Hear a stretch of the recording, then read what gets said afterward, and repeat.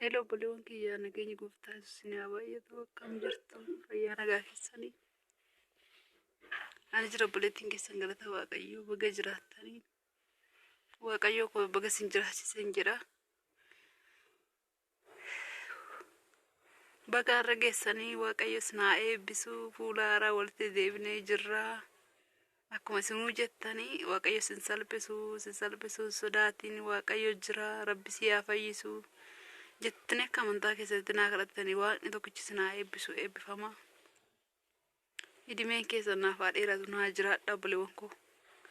Waaqayyo abbaan isin haa eebbisu akka amantaa keessanii waan barbaadanitti amantanii naa kadhattanitti eebbifamaan isinii jira yaadda'ina.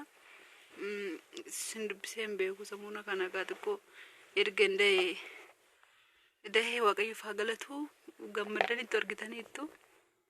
Ana nagarre malee yaa waan isin viidiyoo mana yaalaa baasaarran argitaniittu har'ammoo koottaa macaa keenya danna qabsiisaa jirra maqaas baaftanii fi dhuguma mo'eeraadha bakka baaftanii fi maqaa bareedduu homaa isin jechuun baay'ee isin jaalladha eebbifamaa naa jiraadha.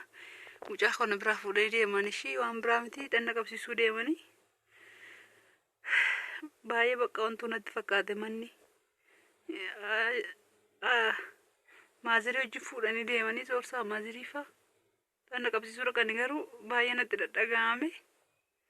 Isuma sirriitti wajjin dhufe waan biraa miti asumaan koottaa buna duddu'an immoo faana deemuu hin dandeenye. Kanaaf anaan manatti na dhiisanii maaziriif soorsaan danna qabsiisuu deemanii jechuudha. Danna qabsiisuu deemanii hin bo'aan jiru aneeshi. Obboleewwan koo Waaqayyo gooftaa macaa isin haa eebbisu.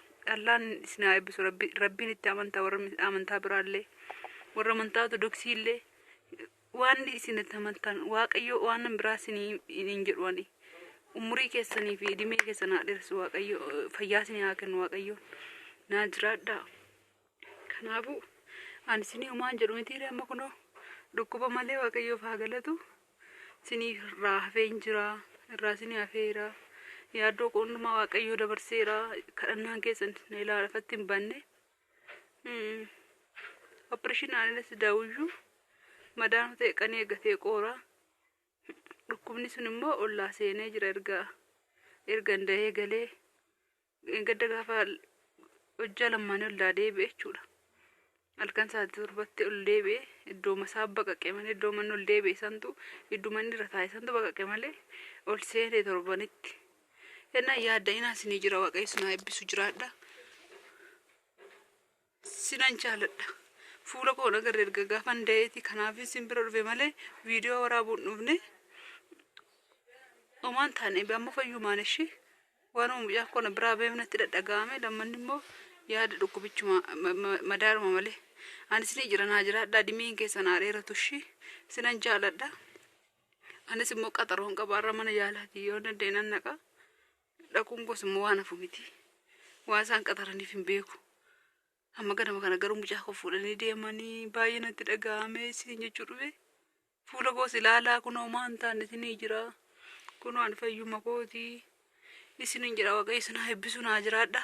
Bakka haasaa biraa moo si wajjin haasa'uun dhufne amma yeroon ol jedhee taa'u si wajjin haasaa sinan yaade dhugaadhuma Waaqayyooti akkuma mucaan koo ammaa na biraa deemee natti dhaga'ame kanatti natti dhaga'ama ishii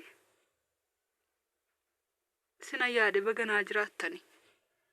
Baay'ee natti dhaga'ama naan koomentii keessan laalee maal jedhee jedhu. Yoon boo'e silaa na arrabsitu jechuun anaaf jettanii na loltoon hin boo'u. Waaqayyo bichaan sinaa jiraachisu anumaa sinii gochuun danda'u jiraadha eebbifamaa. Jaalalli sinaa qabdan hedduun arge baay'een arge jaalalli sinaa qabdan ishee. Warri keessan dhuftanii naa bilbiltanii boossanii naa kadhattanii akka amantaa keessanitti ajajoshinaan jettan nama hedduutu jira. Waaqayyo bichaan sin biraa haa dhaabatu lafa sin jirtanitti mana sin jirtanitti. Waaqayyo badaamii keessan filatanii haa godhu. Waadoo.